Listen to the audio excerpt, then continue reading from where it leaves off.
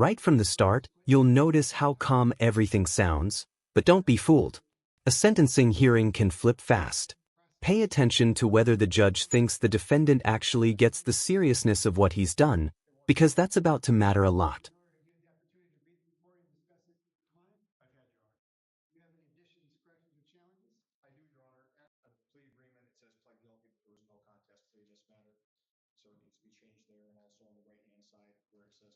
Your Honor.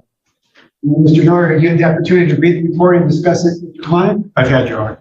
Do you have any additions, corrections, or challenges? I do, Your Honor. At the plea agreement, it says pled guilty, but there was no contest plea in this matter. So it needs to be changed there, and also on the right-hand side where it says convicted by. All right, we'll make those changes. Besides that, Your Honor, that's all I have. All right, is there anything that you'd like to say on his behalf? Your Honor, I actually have a letter from my client's pastor and some AA. Would you like to see that? Okay. I understand that you have a negotiated sentence, but We do. I just. that's fine. We'll take a look at it. Anything else that you want the court to consider? Just briefly, Your Honor, I think, the PSI, is recommending that the plea be followed as well. In this particular case, my client had no prior criminal record. He's got a great support system. His parents, have been involved with this process and all court hearings, meetings at my office. They're present in the courtroom here today behind me. My client has no prior criminal record. He's young. Obviously, this has been a huge issue in his life and a wake-up call. He's taken steps, as you can see from the documents that I just handed to the court, to correct it and make sure that this doesn't happen again in the future. And as a result, Your Honor, we'd ask the court to schedule a sentence my client pursuant to the plea agreement. All right, and Mr. Tyson, have you had the opportunity to read the report and discuss it with Mr. Miller? Yes, sir. Do you have any? Notice how the defense leans hard into no prior record and strong support system. These are classic mitigating factors used to argue for lighter sentencing. But in cases involving violence, judges often weigh remorse and accountability much more heavily. 229. Defendant describes sobriety and AA. In this particular case, my client had no prior criminal record. He's got a great support system. His parents, have been involved with this process and all court hearings, meetings at my office. They're present in the courtroom here today behind me. My client has no prior criminal record. He's young. Obviously, this has been a huge issue in his life and a wake-up call. He's taken steps, as you can see from the documents that I just handed to the court, to correct it and make sure that this doesn't happen again in the future. And as a result, Your Honor, we'd ask the court to schedule a sentence my client pursuant to the plea agreement. All right, and Mr. Tyson, have you had the opportunity to read the report and discuss it with Mr. Miller? Yes, sir. Do you have any additions, corrections, or challenges? No, sir. Is there anything that you want to say on your own behalf? Your Honor, I've been living the past few years of my life very wrong. I've taken life for granted. I've been stuck in a cycle of bad decisions that have been controlled by substance abuse. At times, the person I was unrecognizable, not only to myself, but to the people that I love and care about the most. I've always been somebody who thought I didn't need help with anything and thought I could do everything on my own. And Here's something to watch closely. He mentions sobriety, counseling, and even baptism. Do you think these actions show genuine change, or are they strategic moves before sentencing? Let me know in the comments. last few months, since this all happened, I've been completely sober. And as Mr. Miller stated, I've been going to AA meetings, receiving counseling from my lead pastor at Resurrection Life Church in Cadillac. I can honestly say that the help is much needed, and I'm disappointed in myself for not doing it a lot earlier in my life. As well, on May 30th, my lead pastor baptized me, and I've accepted Jesus Christ as my Lord and Savior. And I know that the old selfish version of me is dead and in the past, and I will continue to prove that every single day for the rest of my life.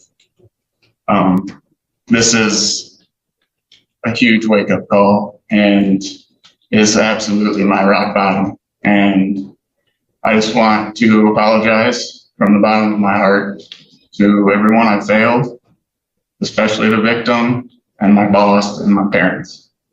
Thank you, Your Honor. So what did you think when you read the victim's impact statement that was in the pre-sentence investigation report?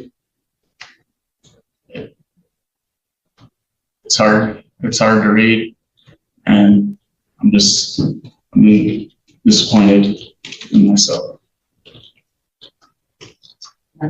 And Ms. Robinson, any additions, corrections, or challenges? No, Your Honor.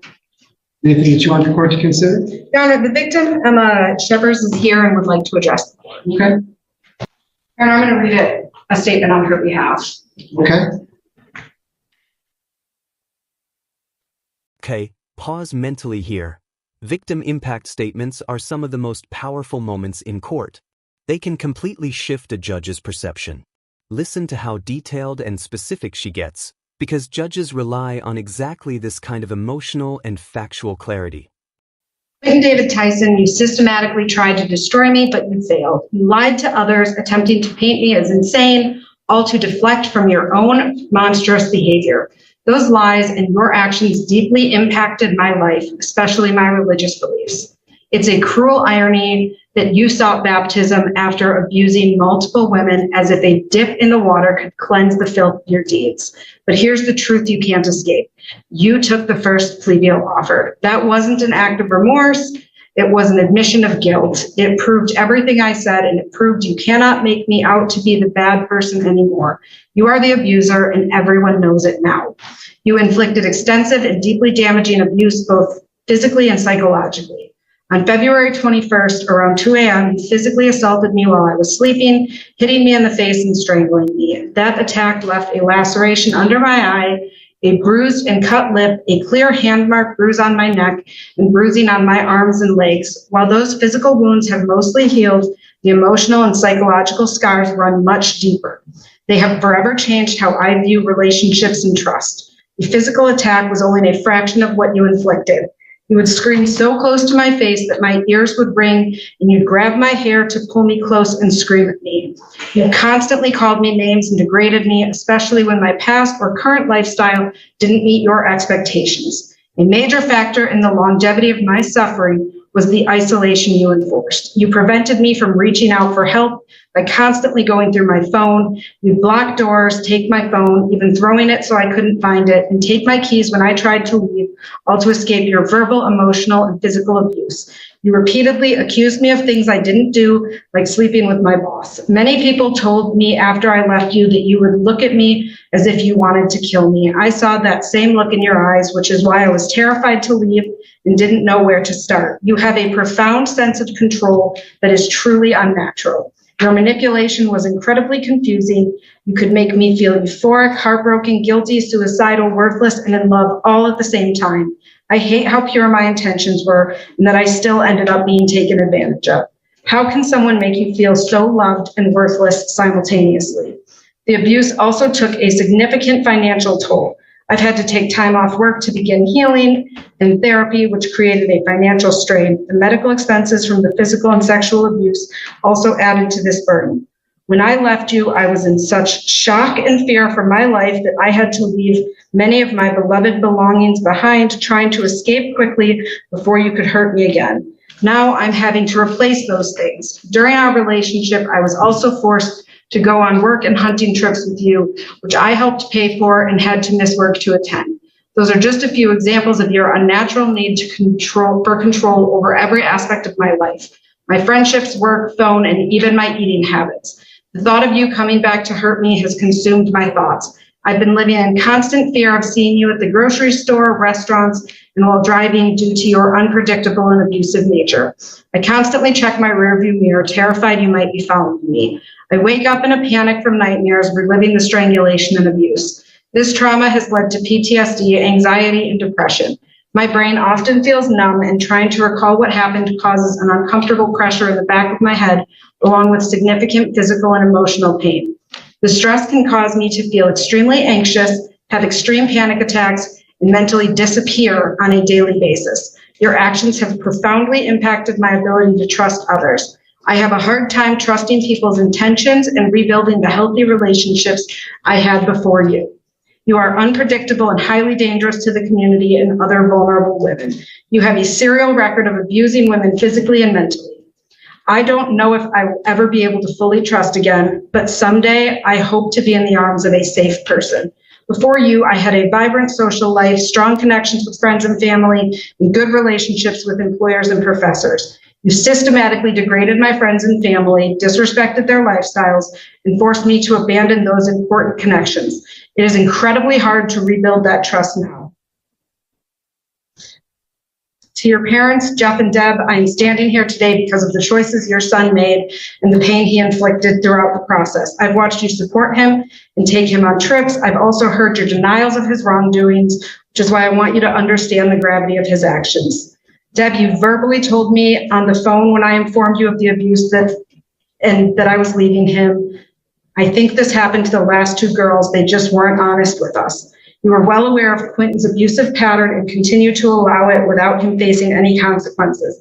That ends with me today.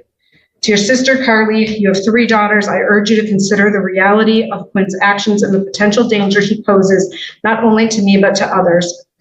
According to the Training Institute on Strangulation, a woman who has suffered a non-fatal strangulation incident with her intimate partner is 750% more likely to be killed by the same perpetrator with a gun. This isn't just about what happened to me, it's about a pattern of violence that escalates. I hope you will reflect on this truth and the danger your continued support of him poses to others. How would you react if this had happened to one of your beautiful daughters? To Judge Springstead, I hope that you will understand my vulnerability and pass on a sentence fitting to the crimes Quinn has pled to. And lastly, I want to extend a very special thank you to my friend Rachel Baudry for your endless support, for never judging me, for always being there. Without your support, I wouldn't be where I am today. I am so grateful. To the other 2 girls abused by Quinn, for your bravery in working with the prosecution and telling your story, and to everyone else who has been involved and has believed and supported me. Thank you. Any thoughts about that, Mr. Tyson? I'm disappointed in myself. As you know, many of those things stretch the truth. I know what happened and the plea that we've taken, and I'm just deeply sorry. I'm disappointed in myself and have a long road ahead. What are you disappointed specifically about? About my actions and letting drugs and alcohols, weed and alcohol control my decisions, and ultimately made me somebody that I didn't recognize at times. And I'm not that person, and I can prove it and do better with my life.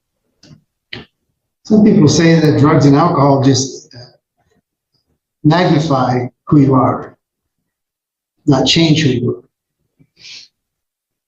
I will be changed, Your Honor. And either what you said, do you think that you're controlling? Did you have problems with other relationships, or is that all nonsense?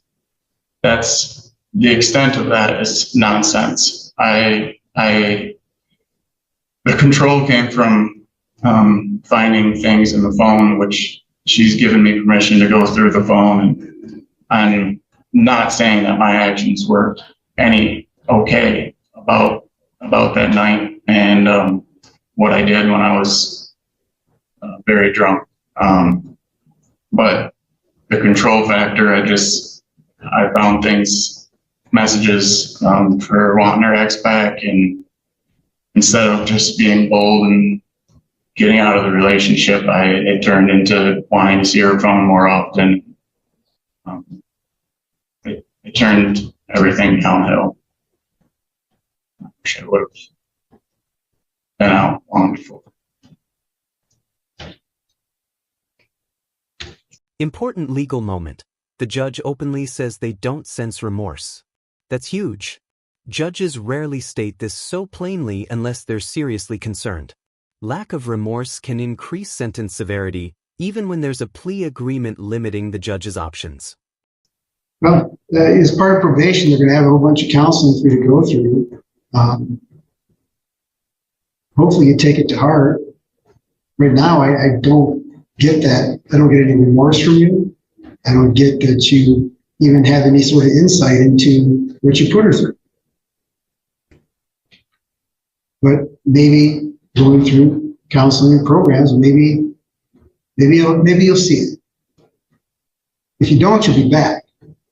And I see a lot of people that come back over and over and over again. It's never their fault. It's always the woman's fault. You know, the jealousy and running around and all that kind of stuff.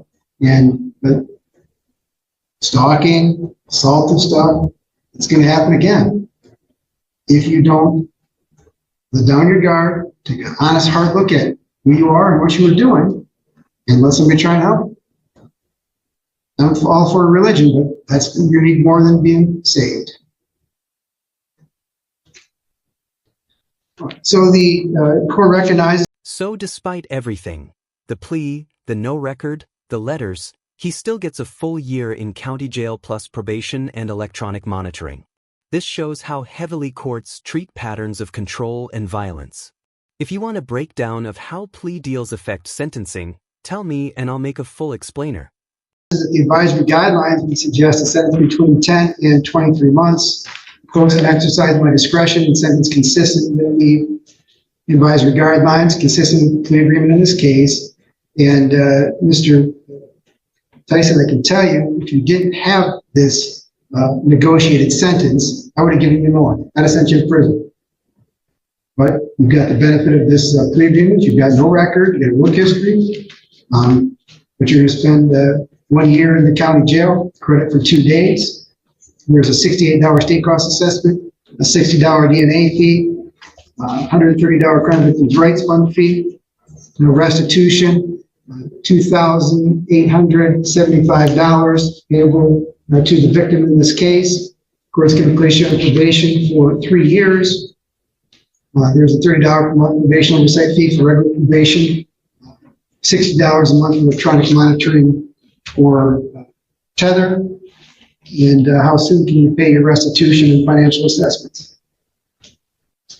As soon as it's available. I'm not sure how that goes. Mr. Young? Well, I guess one question I had was the restitution was based off of victim impact statement of what she is expecting to pay. So you're ordering that right now without, I mean, that's part of it.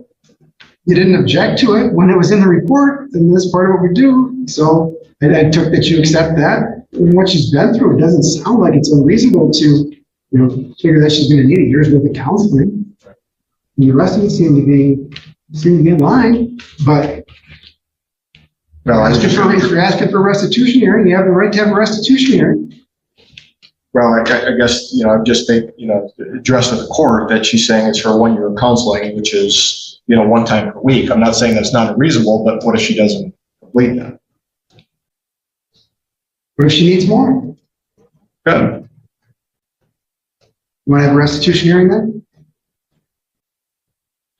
Your Honor, he'll just accept that number and they can pay that right away. Pay right away? Okay. We do have a bond also by a Jeff that says that we could use that towards it. And it's $10,000 that he paid. Okay. So was it a 10% bond or was it the full cash? Full cash. Okay. All right. So because it's a full cash bond, the court does not take a fee out of that. The court would apply that to pay the financial assessments. The balance would be returned to the person that posted it. All right. And Mr. Tyson, you do have the right to make application if you need to appeal your conviction sentence. If you cannot afford an attorney, the court will appoint an attorney to represent you on appeal. The request for a lawyer must be filed with the court within 42 days. You have the right to petition the court for early discharge of probation if you successfully complete half your term. Thank you. Thanks, Judge.